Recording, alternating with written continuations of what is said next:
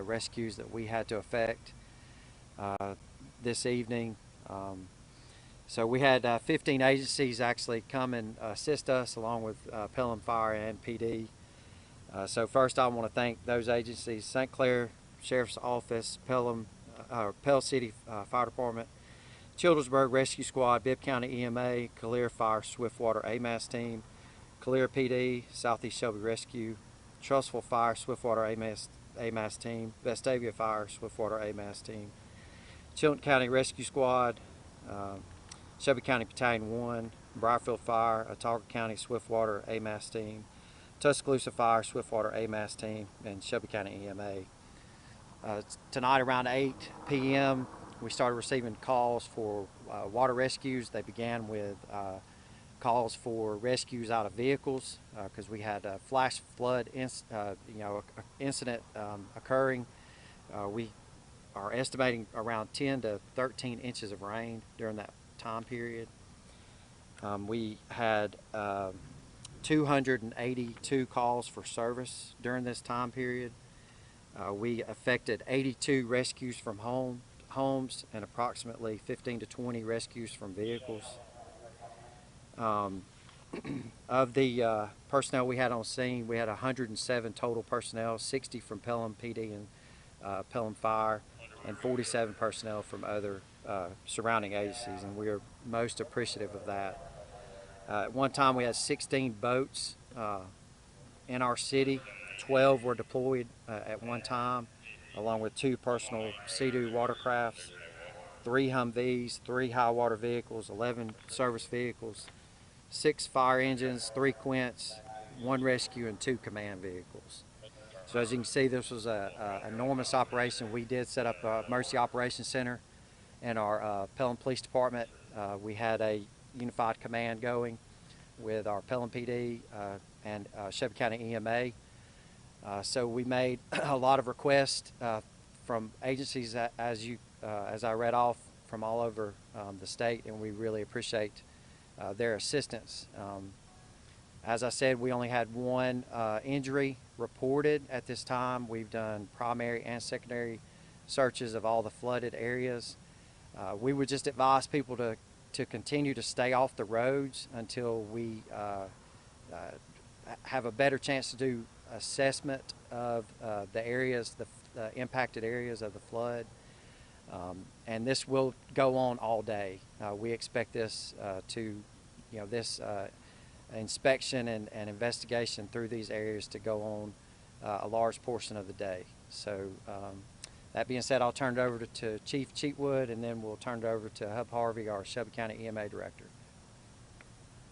Good morning. As Chief Reed said, we did have a lot of personnel from a lot of different agencies here, and this is what these folks do best. They worked all through the night diligently doing their jobs and keeping people as safe as they could. Police officers, firefighters, rescuing people from vehicles, from residents, all through the night, all through the rain, lightning, and everything else. So we very much appreciate all their hard work. Our dispatchers were slammed with calls, and they did a fantastic job handling all those. And our city was just affected back in March by a tornado, so we still have residents recovering from that. So this has been a tough year for Pelham, but we've got some fantastic personnel that work for this city on a day-to-day basis, and they do their jobs very well. So we want to commend them for the job well done last night. But just like the tornadoes, we had a lot of residents affected last night. We had a lot of people that had damage to their homes, that lost their vehicles. But as Chief Reed said, only 1 reported injury, so that is truly a blessing. Just like our tornadoes, we had 0 injuries from a tornado, and that's just almost unheard of. So as Chief Reed said also, it's still dark outside, so please watch where you're going. We still have some water over some of our roadways. The major thoroughfares through the city are clear at this time, but there's still some residential streets that have water over the roadways. So we encourage everybody to please be careful. Once we get daylight in the area, we'll assess the damage even more and look for those roadways that may have water, or and we can see the creeks also to see where the water levels are a little bit better. So Please watch where you're going, drive safely, drive slowly, more slowly than you normally do on your morning commute. And again, we're just thankful for the one injury from last night. It could have been a lot worse, and it's always bad when property's damaged, but we'll take that over life any day. Thank you. First and foremost, we want to tell those that have suffered so much tonight here in the city of Pelham and in Shelby County that our hearts go out to you and that we're thinking of you, that the suffering that you are going through right now because of all of this flooding. Shelby County plans to have some of our building inspectors out doing assessments today.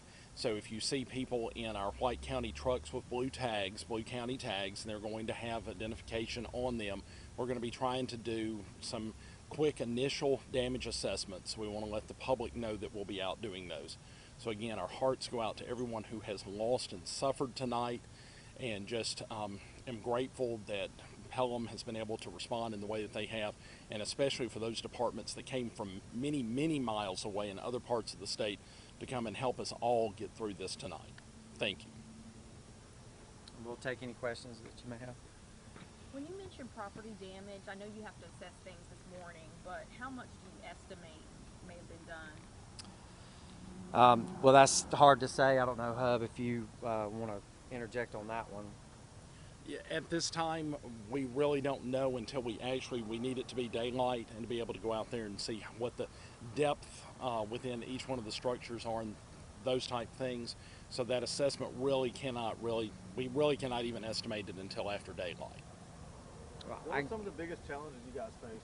Well, at one time we had 5 different areas of command where we were responding to people trapped in their homes.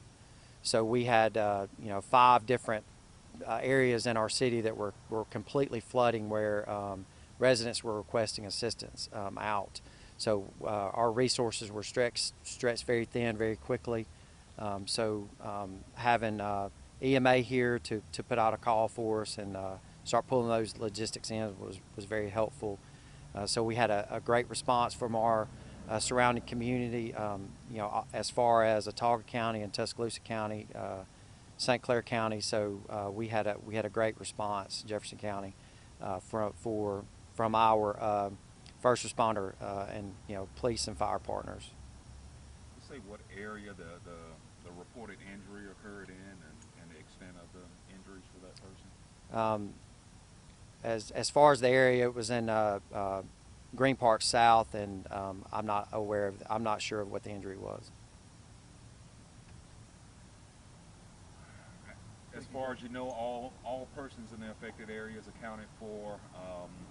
No other searches going on. Yes. Right now currently. Yeah. As I stated earlier, we conducted a primary search of all the flooded areas, as well as a secondary search once we started wrapping up and kind of closing our operation down. We went ahead and conducted secondary searches to make sure that we didn't have people that, when we checked on the first time, if they wanted to be rescued, we checked on them a second time to see if they needed to be rescued. And so we've done both primary and secondary searches of all the flooded areas that we had. Understand schools, the start of school today will be late 2 hours. Just talk about why that is needed to help you guys do what you need to do. Right. So, we've been in, close communication with them, and obviously the decision for delay or anything else that they may wish to do is up to them, and we would, just point you to them. But just for a public safety, from a public safety standpoint, we have, trees down in some areas, power lines down in some areas. Still, as Chief Cheatwood said, we have areas in our city that still have water over the road. So it just makes sense not to put school buses and our parents of our children on the road, with these dangerous conditions this morning. Good. Thank you, guys. All right. Thank you. Thanks.